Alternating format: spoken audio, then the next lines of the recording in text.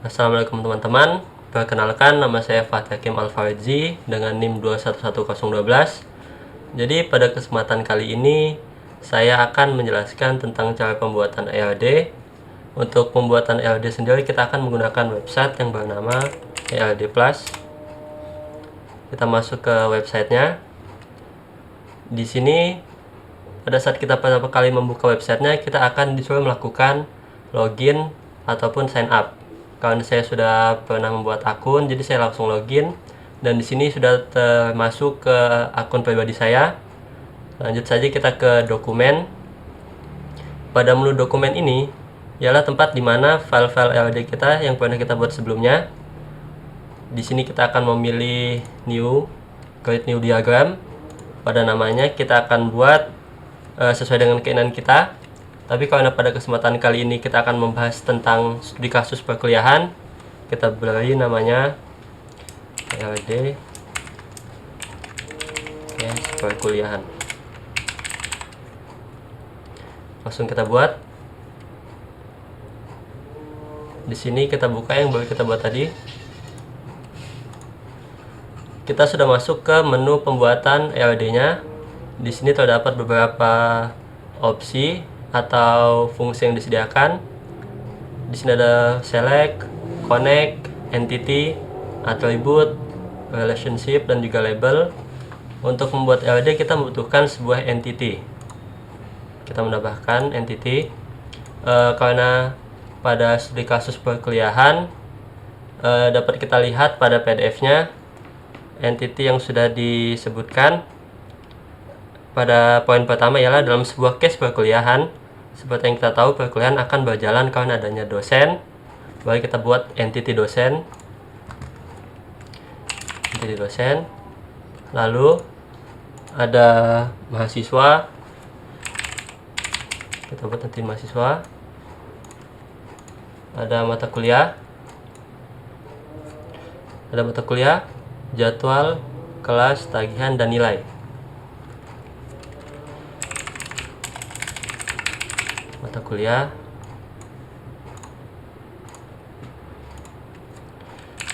jadwal, kelas, tagihan, dan juga nilai. Lalu di sini kita akan menambahkan beberapa entity lagi. Yang pertama ada KLS. Setelah itu menambahkan satu entity lagi yaitu prodi. Di sini kita susun terlebih dahulu entity-nya. Nanti setelah kita susun, kita akan menambahkan atribut pada setiap entity. Untuk atribut sendiri berbeda pada setiap entity ya teman-teman.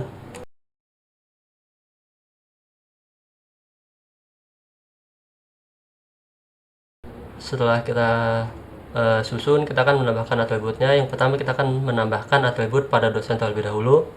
Pada dosen kita akan menambahkan primary key, NIDN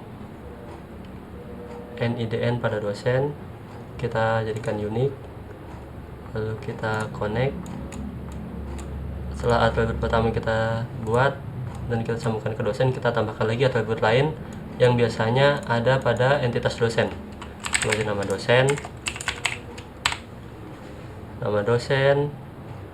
selanjutnya ada gelar, lalu ada email.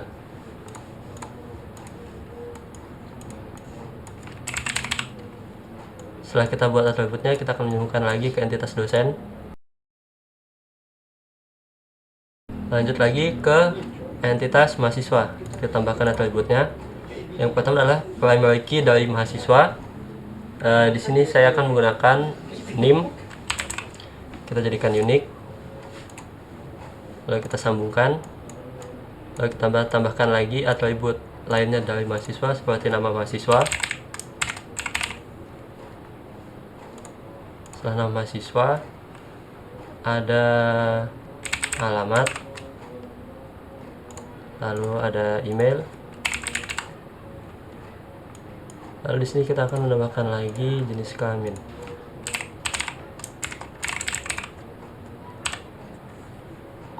Di sini atribut ini langsung kita sambungkan saja ke entitasnya.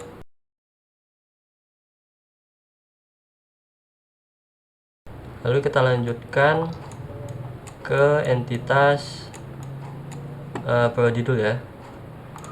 Pada prodi, dia primary key-nya ialah ID prodi. Dan satu atribut lagi yaitu nama prodi. Di sini kita sambungkan.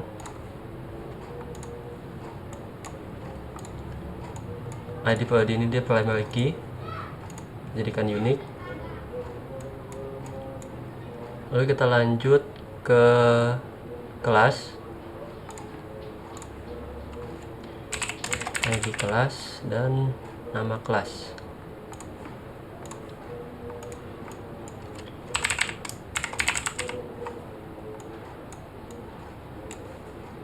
Kita sambungkan lagi.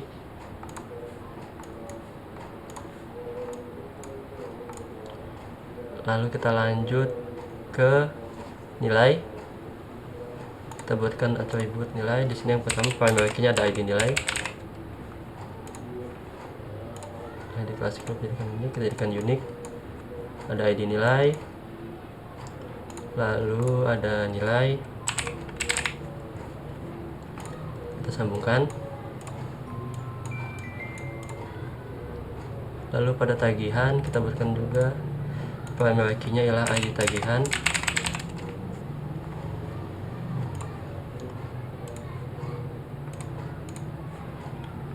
Connect. Lalu atribut yang terdapat pada tagihan ialah batas waktu pembayaran. Lalu ada jumlah.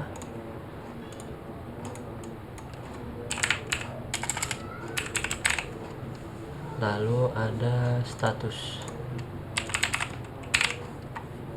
Kita sambungkan lagi.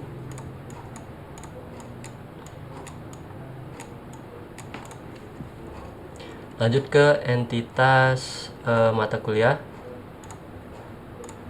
Kita tambahkan ID MK. Lalu ada nama MK.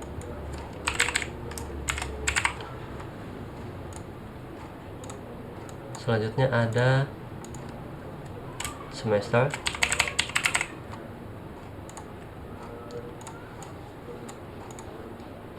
Ada SKS. Kita sambungkan.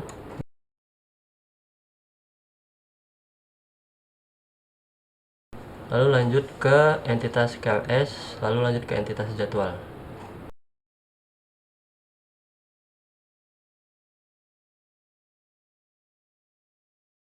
Jadi pada KLS dia atributnya antara lain yang pertama ada ID KLS, lalu ada tahun akademik,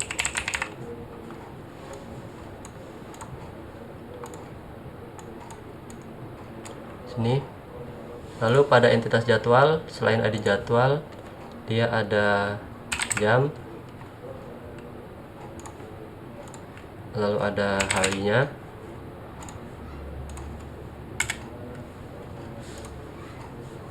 lalu ada ruangan.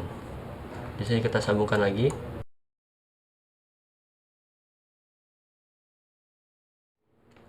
Pada KLS kita tambahkan juga semester.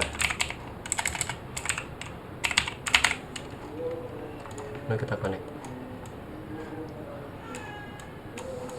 Di sini setelah kita membuat entitas yang kita perlukan dan juga beberapa atributnya, di sini kita akan menyambungkan entitas-entitas tersebut menggunakan connect tadi. Kita langsung sambungkan saja dosen ke mata kuliah ke prodi. Lalu pada panduan studi kasus yang diberikan dapat kita lihat bahwa jadwal terbentuk dari gabungan informasi mata kuliah dan kelas. Di sini jadwal berada di tengah-tengah dari mata kuliah, entitas mata kuliah dan juga entitas kelas. Dari mata kuliah kita sambungkan dulu ke entitas jadwal. Lalu dari entitas kelas kita sambungkan juga ke entitas jadwal. Kita lanjut lagi, menyambungkan entitas mahasiswa ke entitas KRS, lalu entitas KRS ke jadwal, menyambungkan lagi entitas tagihan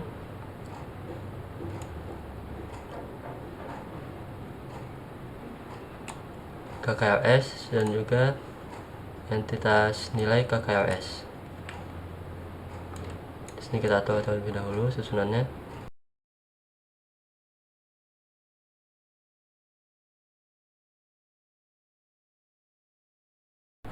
Di sini kita akan menambahkan beberapa atribut lagi, yaitu sebagai foreign key dari entitas yang telah terhubung. Di sini pada mata kuliah kita akan menambahkan NIDN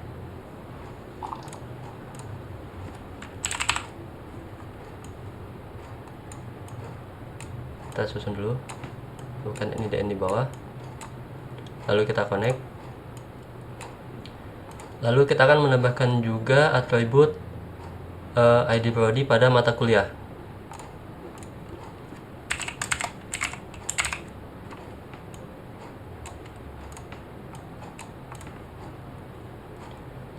Selanjutnya kita akan menambahkan beberapa atribut lagi pada entitas jadwal. Di sini kita tambahkan ID MK dan juga ID kelas. Kita sambungkan. Setelah itu kita akan menambahkan lagi entitas pada menambahkan beberapa atribut lagi pada entitas tagihan. Pada entitas tagihan kita akan menambahkan atribut ID KRS. Selain pada entitas tagihan, kita juga akan menambahkan atribut ID KRS pada nilai.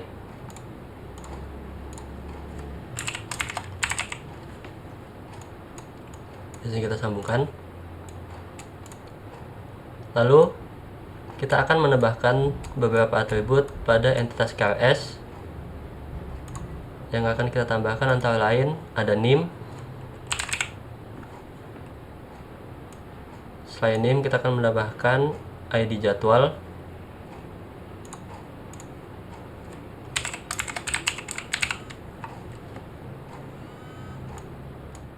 oke. Setelah tadi kita menambahkan NIM dan ID jadwal, kita akan langsung sambungkan saja.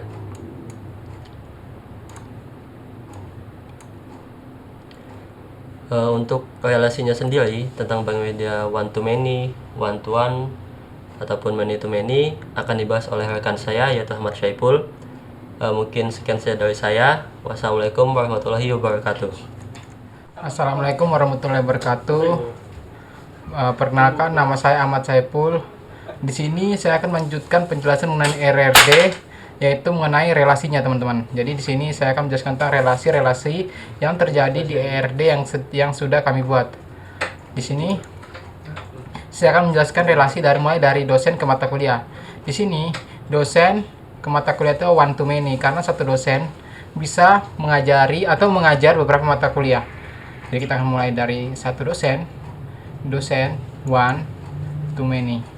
Di sini gambarnya kebalik ya. Jadi kalau di sininya one to many, ini gambarnya kebalik. Jadi yang kedua adalah yang aku jelaskan adalah hubungan antara prodi dan juga mata kuliah. Di sini prodi bisa dimiliki oleh beberapa mata kuliah. Jadi hubungannya lah one to many. One untuk prodinya dan many untuk mata kuliahnya. Oke, selanjutnya saya akan menjelaskan tentang relasi mata kuliah dan jadwal. Di sini seharusnya satu jadwal bisa memilih beberapa mata kuliah.